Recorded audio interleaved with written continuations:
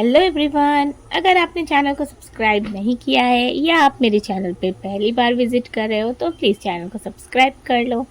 कुसुम हंसते हुए खड़ी होकर बोली, मैं दादी माँ से मिलकर आती हूँ। फिर मुस्कुराते हुए वहाँ से निकल गई। रम्या अभी भी वहीं खड़ी थी। रुद्र उठकर उसकी तरफ कदम बढ़ाते हुए बोला, हाँ तो क्या कह रही थी तुम? मैं डरता हूँ तुमसे। रम्या की हालत खराब हो गई। वो घबराते हुए बोली, वो हमें कुसुम से कुछ काम है, हम अभी आते हैं। वो जैसे ही वहाँ से भागने को होती है, रुद्र उसका हाथ पकड़कर खींच लेता है और उसे दीवार से लगा देता है और अपने दोनों हाथ से उसे दीवार के घेरे में कैद कर देता है। रम्या की तो सांसें ही अटक जाती हैं। रुद्र प्यार भरी नजरों से उसे देखते हुए बोला, जान, तुम्हारे सामने तुम्हारा इतना हैंडसम और डैशिंग हस्बैंड खड़ा है और तुम हो कि नीचे जमीन को देख रही हो। वैसे तुम क्या बोल रही थी कि मैं तुमसे डरता हूँ? तो यही सही। रुद्र मुस्कुराते हुए बोल रहा था, लेकिन रम्या उसकी आंखों में नहीं देख रही थी। रुद्र, क्या यार, मैं तुम्हारे सामने हूँ, तुम्हें मुझे देखना चाहिए। Look at me wifey. उसकी बात पर रम्या धीरे से नजरें उठाकर उसे देखती है तो हमेशा की तरह वो रुद्र की ब्राउन आंखों में खोने पर मजबूर हो जाती है। ये देख रुद्र के होठों पर मुस्कुराहट आ जाती है और उसकी नजरें रम्या के गुलाबी होठों पर टिक जाती है। वो रम्या की आंखों में देखते हुए मदहोशी से बोला, जान, कैन आई किस यू? क्या मैं तुम्हें किस कर सकता हूँ? उसकी बातें सुन रम्या के गाल शर्म से लाल हो जाते हैं। वो शर्म से अपनी नजरें झुका लेती है, जिसका मतलब साफ था, उसे इजाज़त है। रम्या की इजाज़त मिलते ही रुद्र खुशी से मुस्कुरा देता है और धीरे से उसके होठ पर अपने होठ रख देता है और उसे किस करने लगता है। कुछ मिनट बाद वो उससे अलग हो जाता है और उसे अपने सीने से लगा लेता है। वो अभी भी रुद्र के सीने में सिर छुपाए खड़ी थी। उसे बहुत शर्म आ रही थी। रुद्र उसकी हालत समझकर आहिस्ता से उसे खुद से दूर करता है और प्यार से उसके चेहरे को हाथों में भरते हुए बोला, मेरी तरफ देखो जान। रम्या नजरें नीचे किए खड़ी थी। वो रुद्र की ओर नहीं देख रही थी। उसे बहुत शर्म आ रही थी, क्योंकि ये पहली बार था जब दोनों एक दूसरे के इतने करीब आए थे। रुद्र, जान, देखो ना मेरी तरफ। मैं चाहता हूँ तुम्हारी नज़रें सिर्फ मुझ पर हों और तुम इतना शर्मा क्यों रही हो? हम दोनों हस्बैंड वाइफ है ना। जैसे मेरा तुम पर पूरा हक है, उसी तरह तुम्हारा भी मुझ पर पूरा हक है। तो नजरें उठाओ अपनी और देखो मुझे। रम्या धीरे धीरे नजरें उठाकर उसकी ओर देखती है। उसके गाल एकदम टमाटर की तरह लाल थे और चेहरे पर बेशुमार मासूमियत। वो अपनी बड़ी बड़ी आंखों से चेहरे पर हया की लाली लिए उसे देख रही थी। उसे देख रुद्र को उस पर और ज्यादा प्यार आ रहा था। उसका दिल कर रहा था कि वो एक बार फिर से उसके होठों को चूम ले। वो मुस्कुराते हुए उसके कान के पास आकर धीरे से बोला, जान, तुम इस वक्त इतनी क्यूट और हसीन लग रही हो कि दिल कर रहा है तुम्हें अभी खा जाऊं। ये सुनते ही रम्या आंखें बड़ी कर उसे देखने लगती है। उसे तो समझ नहीं आ रहा था कि ये रुद्र को क्या हो गया है। उसके मुंह से इतनी रोमांटिक बातें रम्या हजम नहीं कर पा रही थी। वो शर्म से लाल हुई जा रही थी। रुद्र उसके चेहरे का रिएक्शन देख खुद को मुस्कुराने से रोक नहीं पाया और आगे बढ़कर धीरे से प्यार से उसके माथे को चूम लेता है। रम्या की आंखें खुद ब खुद बंद हो जाती हैं। इधर सानवी और सुमेर गाड़ी में बैठे थे। सुमेर ड्राइव कर रहा था और सानवी शांति से बैठी पीछे छूटते हुए रास्ते को देख रही थी। सुमेर एक नज़र से उसे देखता है, फिर वापस से सामने देखते हुए बोला, हम थोड़ी देर में पहुंच जाएंगे। सानवी उसकी बात पर बस हाँ बोलती है। सुमेर देख रहा था कि आज वो कुछ ज़्यादा ही शांत थी, नॉर्मल दिन से भी ज़्यादा। सुमेर को उसकी ये चुप्पी जाने क्यों अच्छी नहीं लग रही थी। उसे तो सानवी बोलते हुए, हर काम में गड़बड़ करते हुए अच्छी लगती थी। सुमेर उससे थोड़ी और बात करने की कोशिश करता है। वो ऑफिस की बातें कर रहा था, लेकिन सानवी बस हाँ हूँ और नहीं में ही जवाब दे रही थी। सुमेर उससे बोला, तुम ठीक हो? तुम्हारी तबीयत ठीक है? सानवी, जी सर, मैं ठीक हूँ, बस काम की थकान है थोड़ी। सुमेर उसकी बात से वैसे तो सहमत नहीं था, लेकिन फिर बोला, अगर तुम चाहो तो सो सकती हो, हमें पहुँचने में अभी आधा घंटा है। हम वहाँ पहुँच जाएंगे तो मैं तुम्हें उठा दूंगा। सानवी, नहीं सर, इसकी ज़रूरत नहीं है, मैं ठीक हूँ। तब सुमेर कुछ नहीं बोलता और ड्राइव करने लगता है। कुछ देर में वो दोनों पहुँच जाते हैं। वो एक फार्म हाउस था, क्योंकि रुद्र की कंपनी एक इंटीरियर डिज़ाइनिंग कंपनी थी जो अपनी ही तरह दूसरी बड़ी कंपनियों से कॉन्ट्रैक्ट लेकर ऑफिस, घर, बिल्डिंग वगैरह डिज़ाइन करती थी। इस वक्त वो किसी का फार्म हाउस डिज़ाइन कर रहे थे। सानवी और सुमेर दोनों अंदर आते हैं। फार्म हाउस जितना बाहर से खूबसूरत और बड़ा था, अंदर से भी उतना ही खूबसूरत था।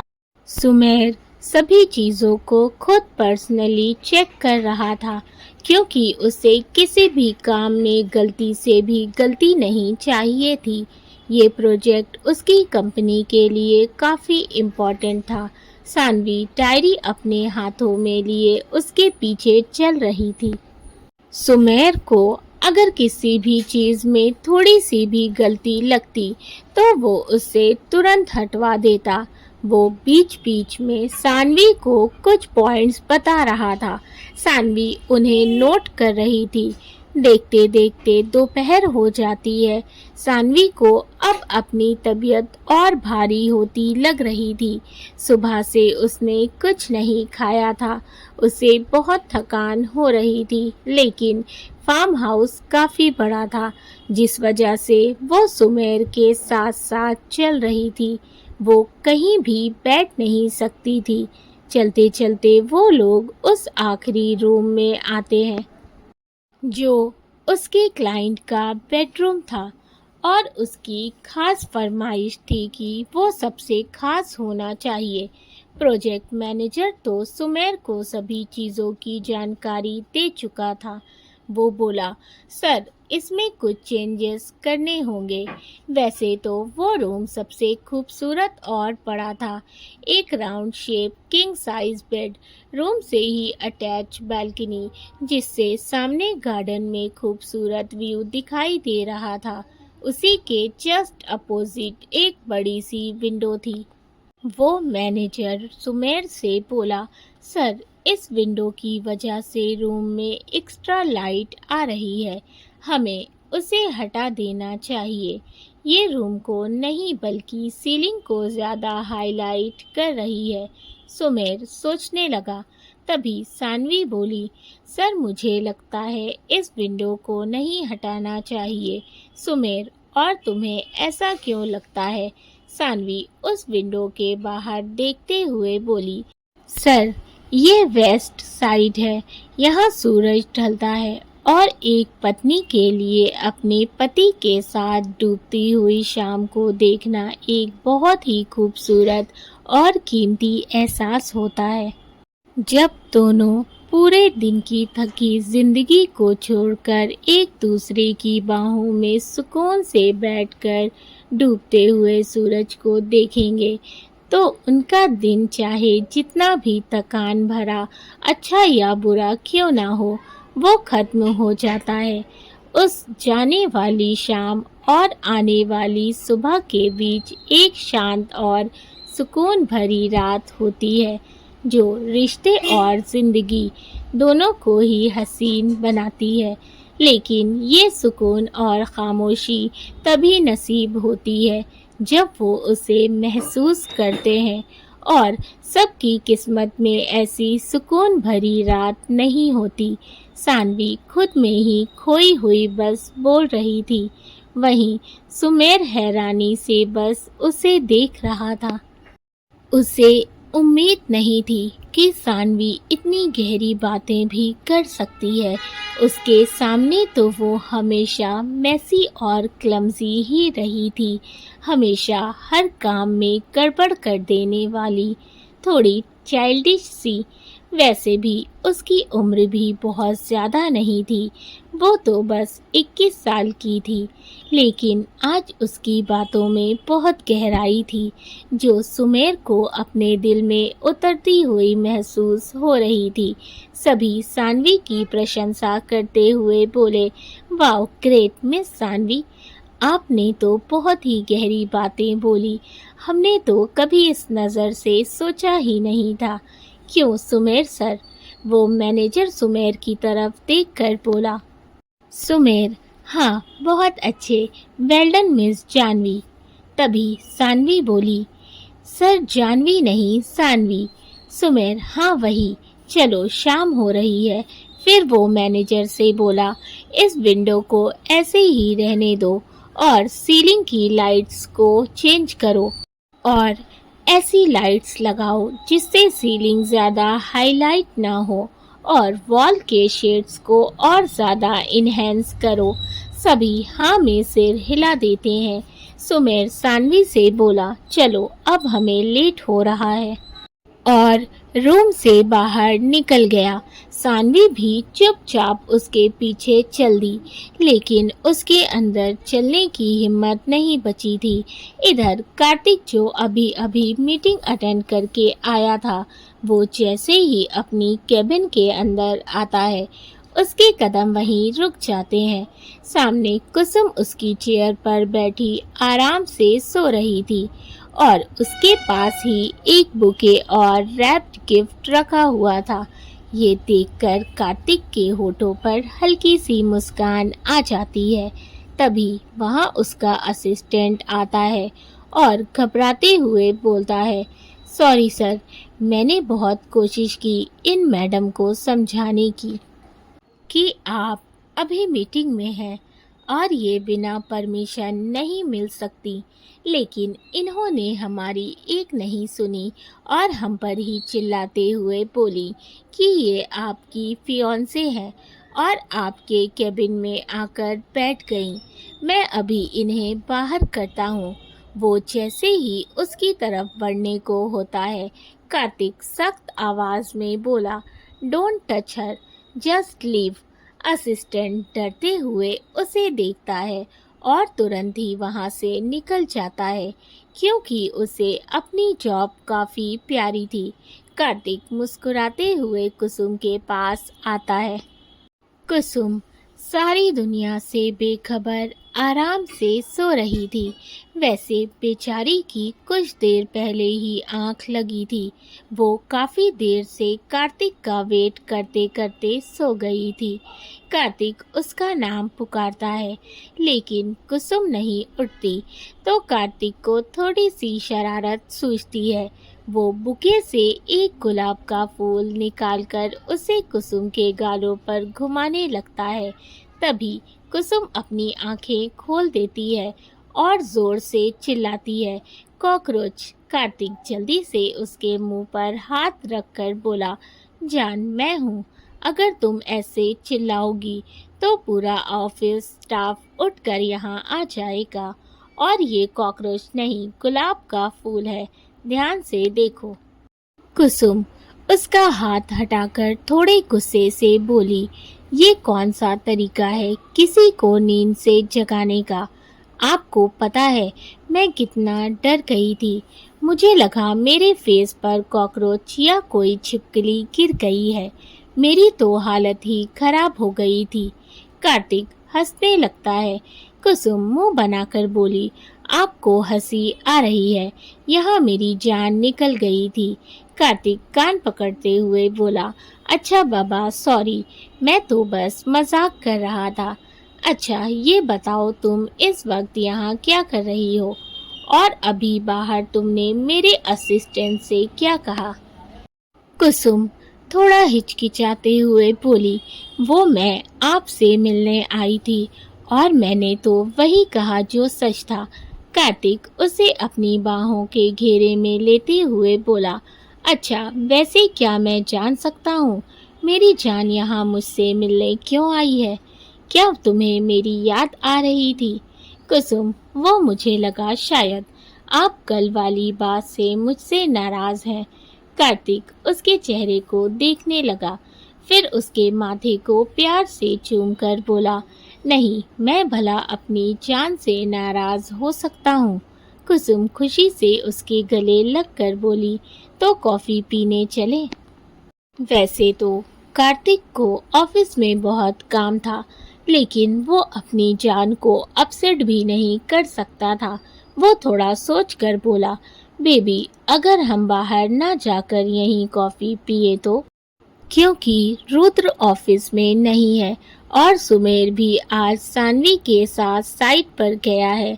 कुसुम उसकी बात पर पहले तो थोड़ा सीरियस सा मुंह बनाती है, लेकिन अगले ही पल खुशी से उसकी चेयर पर बैठते हुए बोली, मंजूर है, मुझे तो बस आपका साथ चाहिए। फिर पीने में कॉफ़ी हो या पानी, और बैठने के लिए कैफ़े हो या आपका कैबिन, क्या फ़र्क पड़ता है? तो इसी बात पर हो जाए कॉफ़ी। कार्तिक मुस्कुराते हुए, जो हुक्म महारानी साहिबा। सानवी का सिर घूम रहा था। वो बाहर आती है तो उसे तेज चक्कर आ जाता है।